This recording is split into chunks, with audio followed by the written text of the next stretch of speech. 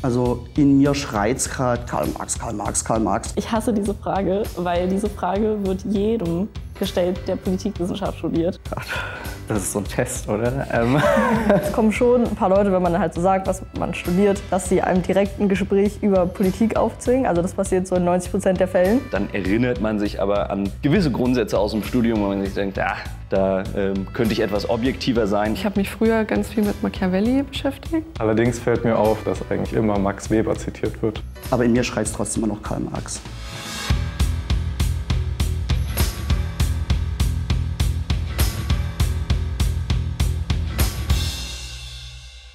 Ich bin Katharina und ich studiere aktuell Politikwissenschaft im 8. Semester. Hi, ich bin Olli P., ich studiere im 8. Semester POVI. Ich bin der Noah, ich studiere Politikwissenschaft im 4. Semester an der TU Dresden. Ich heiße Kevin und ich studiere Politikwissenschaft im 8. Semester. Hallo, ich heiße Lina und ich studiere Politikwissenschaft im 4. Semester. Ich bin Hannes, ich studiere Politikwissenschaft im Hauptfach, im Nebenfach Kommunikationswissenschaft. Ich heiße Jette, ich studiere Politikwissenschaft im 4. Semester. Hast du dich für Politikwissenschaft entschieden, weil du so gerne diskutierst? Ja, irgendwie schon. Ich will später in den journalistischen Bereich und habe deswegen geschaut, was denn da so Studiengänge sind, die sich vielleicht anbieten würden. Es war auf jeden Fall ein Punkt, dass man da ein bisschen viel mit Leuten drüber redet und irgendwie hatte ich das Gefühl, da ist mehr dahinter. Einfach nur, anstatt die Nachrichten zu lesen und sich eine Meinung zu bilden. Ich wusste nach dem Abi einfach nicht, was ich machen soll. Und dann waren irgendwann die Bewerbungsfristen fast zu Ende und ich saß mit dem Kumpel bis früh um 4 in der Kneipe. Und einer von den Stammgästen gemeint, so, was macht ihr nach dem Abi? Und bei mir war es so, oh, keine Ahnung. Er meinte, wenn du so viel reden kannst, studier doch Philosophie. Und dann habe ich mich auf der TU-Website umgeguckt und ein bisschen recherchiert. Und dann ist mir aufgefallen, Philosophie, ja, doch nicht so mein Ding. Und der nächste Reiter auf der TU-Website war dann Politikwissenschaft. Und jetzt studiere ich Politikwissenschaft.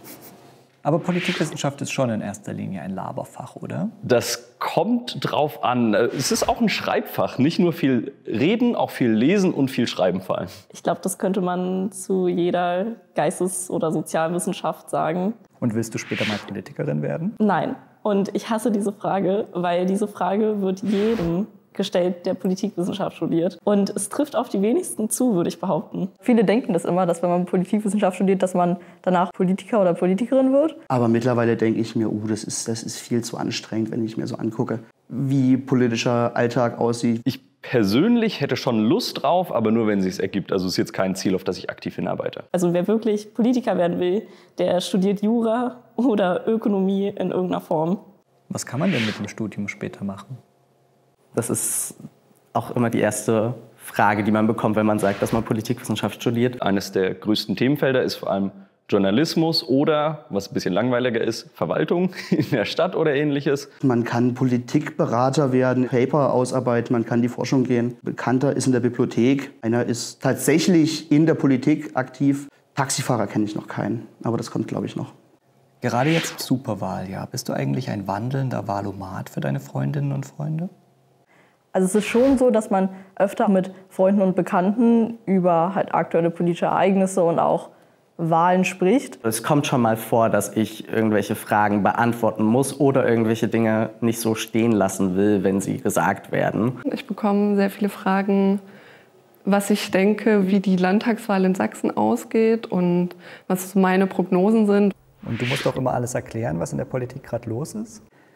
Überraschend oft und ungern. Bestes Beispiel sind große Familienfeiern, wenn 4 Leute kommen und sagen, was hältst du eigentlich von dem Politiker oder was passiert denn da jetzt? Was denkst du, was als nächstes passiert? Und es ist ja gerade generell in Deutschland so, dass es viel verschiedene, auch teilweise ein bisschen extremere Meinungen gibt und dann muss man sich da schon ein bisschen was anhören. Also ich habe natürlich auch Freunde oder Freundinnen, die politisch selber interessiert sind, aber bei denen es eher ein zweitrangiges Interesse ist, schon. Niccolo Machiavelli, John Locke, Karl Marx, Hannah Arendt und so weiter und so fort. Wer ist denn deiner Meinung nach der oder die einflussreichste politische Denkerin? Oh Gott. Das ist so ein Test, oder?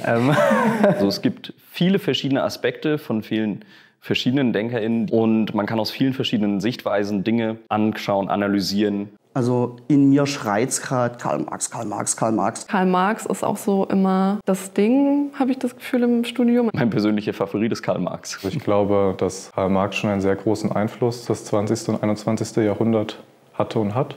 Allerdings fällt mir auf, dass wenn ich Bücher lese, dass eigentlich immer Max Weber zitiert wird. Ich fand aber auch Hannah Arendt super interessant mit ihrer These, dass das Private auch politisch ist. Und ich würde sagen, das hat mich schon sehr geprägt. Man könnte genauso argumentieren, dass es Aristoteles war, weil mit dem im Grunde alles angefangen hat. Ich habe gelernt über das Studium, dass eigentlich die meisten ähnlich wichtig sind, weil ohne frühere Denkerinnen und Denker eben neuere nicht so auf die Ideen gekommen werden, die sie hatten. Aber in mir schreit es trotzdem immer noch Karl Marx.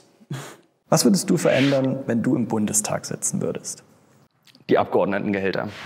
Die sind zu hoch. Alleine kann man ja da relativ wenig verändern. Man müsste da ja irgendeine Parteischiene fahren, beziehungsweise sich an irgendeine Fraktion heften. Ich würde die Politik zugänglicher machen oder niedrigschwelliger. Also ich würde versuchen, da ein bisschen mehr Transparenz reinzubringen. Ich würde mal sagen, soziale Gerechtigkeit ausbauen, bisschen Steuern für Reiche erhöhen, so diese sozialen, sozialdemokratischen und linken Vorschläge einfach mitführen. Ich habe da jetzt keine große systemische Antwort. Wenn man jetzt eine kleine Idee vielleicht nimmt, dann würde ich eventuell ein Tempolimit auf Autobahnen einführen, auch wenn das vielleicht vielen nicht gefällt.